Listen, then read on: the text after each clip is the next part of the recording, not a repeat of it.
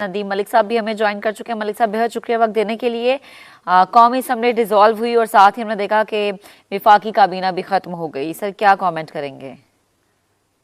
دیکھیے کہ یہ جو 5 سال کا عرصہ ہے پاکستان کی سیاسی تاریخ میں، تو اگر ہم پیچھے نگاہ دوڑائیں تو اس میں بہت سارے ایسے واقعات ہوئے ہیں جس سے پاکستان کے اندر جمہوری نظام جو ہے کمزور ہوا ہے. شخصی آزادیوں کے اوپر بہت زیادہ کمی اس کے اندر آئی ہے، اور اس کے علاوہ پاکستان کی جو اقتصادی صورتحال ہے وہ بہت افسری کا شکار ہے.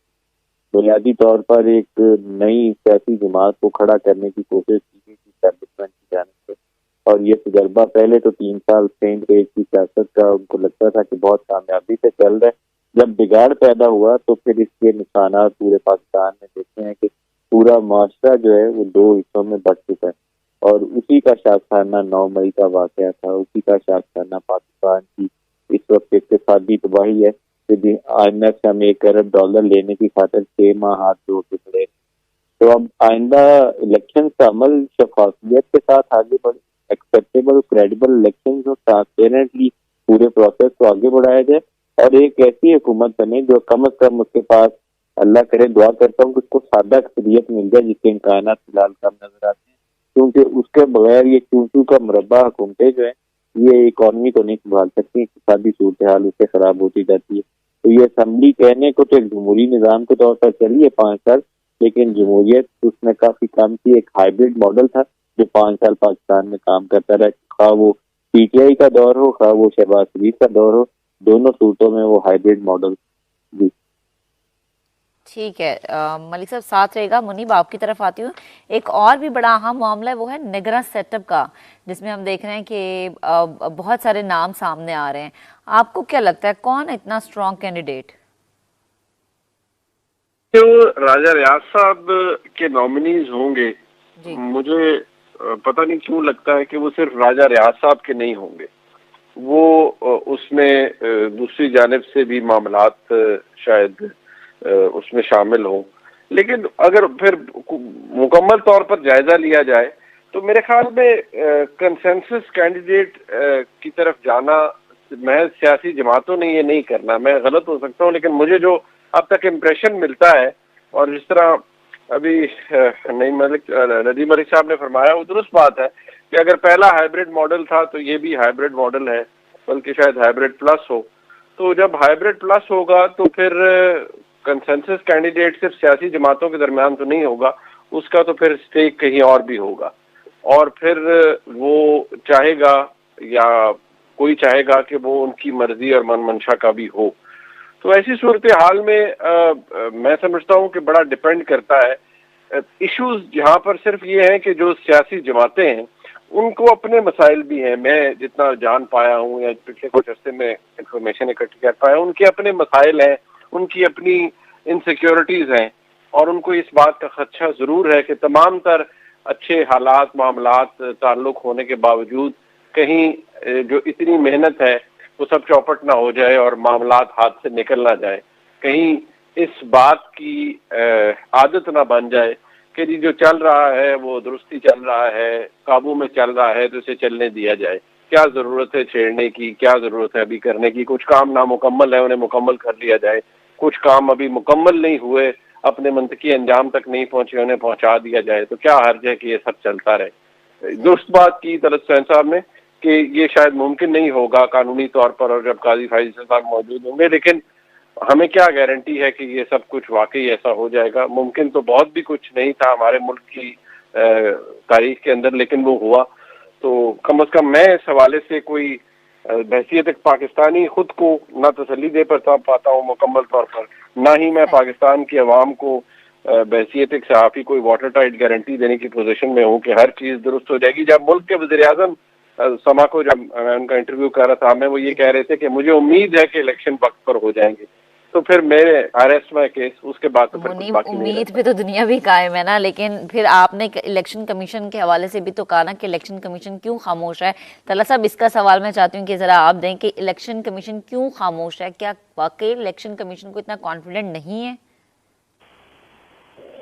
جیسے میں نے گزارش کی کہ اس وقت جو عوام ہے وہ نگران سطح پہ ضد گھوم رہا ہے. جب نگران سطح اپنی ذمہ داریاں سنبھال لے گا تو میرے خیال میں الیکشن کمیشن کے اندر سے جس تحریک کی غیر موجودگی ہمیں پریشان کرتی ہے وہ تحریک آپ کو نظر آئے گی.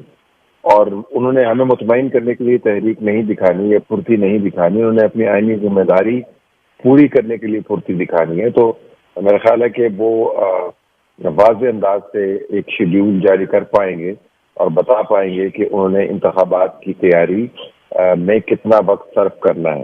یہ یاد رکھیں کہ تمام جماعتیں اب سیاسی عمل سے باہر ہیں وقتی طور پر نگران حکومت کے بنتے ہی. سیاسی جماعتوں کا وجود, ان کے ممبران کا سیاسی وجود انتخابی عمل کے ساتھ منسلک ہے. تو کوئی بھی طاقت سے دور رہنے پر زیادہ دیر تک تیار نہیں ہوگا. تو یہ تو آپ کو بہت ایک مشکل صورتحال نظر آئے گی کہ جو تمام کی تمام سیاسی جماعتیں ہیں وہ انتخابی عمل سے باہر بیٹھی ہوں اور 2 سال 3 سال ٹیکنوکریٹک حکومت چلتی رہے. اس کا آئینی وزن بھی نہیں ہوگا, قانونی وزن بھی نہیں ہوگا, سفارتی وزن نہیں ہوگا, سیاسی جڑیں اس کی ہوں گی نہیں. تو اس کو لیجیٹمائز کرنا بہت مشکل ہو جائے گا. ہم سمجھتے ہیں منیر صاحب نے جن خدشات کا اظہار کیا, ندیم صاحب نے جن معاملات کی طرف اشارہ کیا, ہم سب کے خدشات بھانجے ہیں. ہماری تاریخ ایسی رہی ہے. لیکن اگر آپ زمینی حقائق کا جائزہ لیں تو پاکستان ایک ایسی صورتحال میں سے گزر رہا ہے جہاں پر اسٹیبلشمنٹ کے بارے میں جو ہم کہتے ہیں کہ بڑی طاقتور ہے, اس کی بھی بہت ساری جگہوں پر ہاتھ بندھے ہوئے ہیں.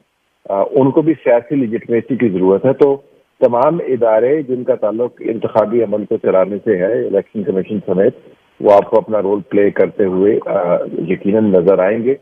میرا نہیں خیال کہ ان انتخابات کے معاملے کو آپ جو حتمی ان کی حد ہے جو الیکشن کمیشن اب بتائے گا کہ کب تک وہ تمام ہلکا بندیاں کر پائیں گے, اس سے آگے آپ لے جا پائیں گے. تو یہ کچھ دنوں کی بات ہے. یہ ایمبیگوٹی دور ہو جانی چاہیے تھی. بدقسمتی سے ہم نے ہر چیز کو ایک مسٹری بنا دیا ہے. ہر چیز کے اندر ہم نے ایک پہیلی بنا دی ہے. نام ہم نے ایسے جوڑ کے رکھے ہیں کہ جیسے پتہ نہیں کوئی خفیہ خزانہ ہے. یہ نام پہلے سامنے آ جانے چاہیے تھے, لیکن ظاہر ہے ہمارا کام کرنے کا طریقہ کوئی درست تو ہے نہیں, جس کی وجہ سے یہ ابہام پیدا ہوتے ہیں. ٹھیک ہے ندیم صاحب, آپ کی جانب بات ہے, نگراں حکومت کا جو سیٹ اپ ہے, سر آپ کو لگتا ہے کہ سیاسی جماعتوں کا اختلاف اس میں سامنے آ سکتا ہے؟ دیکھیے کہ جو اس وقت لیڈر آف دی ہاؤس اور لیڈر آف دی اپوزیشن ہے, ان کے درمیان میں اختلاف نام کی چیز کوئی نہیں ہے. جو ابھی منیب ایک بات کہہ رہے تھے کہ جو راجہ ریاض کے نام ہوں گے وہ نام کہیں اور سے ہی آنے ہیں, وہ نام وہی ہونے ہیں جو شہباز شریف کو بھی آنے ہیں اور اس کو بھی آنے ہیں. تو اختلاف تبھی ہوگا اگر فیصلہ ان دونوں کی بجائے الیکشن کمیشن سے منظور کروانا ہو اور 10-12 دن گزارنے ہو. ادروائز کوئی کنفیوژن نہیں ہوگی. جلیل عباس گیلانی پہ بظاہر تو مجھے لگتا تھا کہ ان لوگوں کو شاید کمیونیکیٹ ہو چکا ہے اور کانفرنس کی جا چکی ہے. اب اگلے چند ایک روز میں پتہ چلے گا. اگر اس کے علاوہ بھی کچھ اور نام آ گیا تو معلوم نہیں, کیونکہ بہت سارے لوگ میدان کے اندر تھے, اپنی اپنی دکان سجا کے بعض لوگ کام کر رہے تھے. اب مجھے اس کے لیے حتمی طور پر رائے دینا مشکل ہے. طلعہ صاحب کی وہ بات درست ہے کہ اگر ٹرانسپیرنٹلی اس پروسیس کو آگے بڑھاتے, آج اگر اسمبلیز ڈیزالو کرنی تھی تو اس سے پہلے راجہ ریاض فیوچر کے پی ایم ایل این کے ٹکٹ ہولڈر ہونے, بیٹھ کے شہباز شریف صاحب کے ساتھ ایک بات چیت کر کے اور نام کا اعلان کر دیتے تو بات ختم ہو جاتی. لیکن ہم پاکستانی اسٹائل میں چلیں گے انشاءاللہ, کہ اللہ بہتر کرے گا.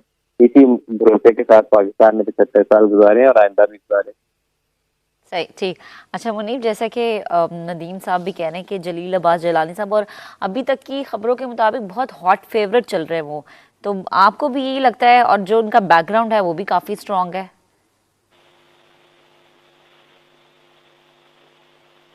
جی منیب, آپ مجھے سن پا رہے ہیں؟ جی جی جی بالکل. جی جی پلیز. دیکھیے جلیل عباس گیلانی صاحب کے بارے میں, وہ اچھی آنریبل شخصیت ہے میرے خیال میں, اور ان کے سفارتی ایکسپیرینس بھی ہے, امبیسڈر بھی رہ چکے ہیں, فارن سیکرٹری بھی رہ چکے ہیں.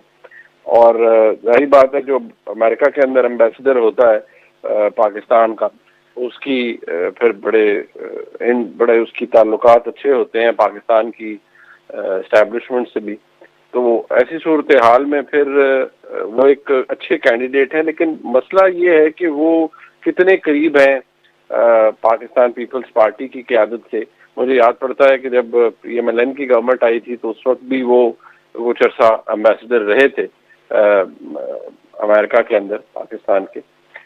ایسی صورتحال میں کیا میرے خیال میں ہم سب اسی کی چیز کے گرد گھوم رہے ہیں کہ کیا سیاستدانوں نے صرف فیصلہ کرنا ہے، پھر تو چلے شاید کوئی بات ہو کہ اس میں ڈس ایگریمنٹ ہو، لیکن اگر سیاستدانوں نے مکمل طور پر نہیں کرنا اور اسٹیبلشمنٹ کے ساتھ مل کے ایک کنسنسس کینڈیڈیٹ لانا ہے، تو پھر شاید جس طرح ندیم ملک صاحب فرما رہے ہیں کہ اگر کمیونیکیٹ ہو چکا ہے تو بس سلسلہ پھر ایسے ہی چلے گا۔ اگر ڈس ایگریمنٹ ہو تو وہ ایک خبر ہے کہ راجہ ریاض صاحب اور پرائم منسٹر میں ڈس ایگریمنٹ ہو گیا ہے اور پھر معاملہ پارلیمانی کمیٹی میں چلا گیا ہے، اور اگر وہاں پر بھی اگریمنٹ نہیں ہوتا دیٹ مینس کہ دیر از اے پرابلم سم ویئر۔ اور پھر کیونکہ الیکشن کمیشن تو پھر کیونکہ آپ کو یاد ہوگا کہ جو پنجاب کے وزیر اعلیٰ کا نام ہے وہ بھی پھر الیکشن کمیشن نے ہی اناؤنس کیا تھا، محسن نقوی صاحب کا۔ اور اب جو صورتحال ہے اگر اس میں ڈس ایگریمنٹ ہوتا ہے تو پھر وہ ایک خبر ہوگی ہم سب کے لیے۔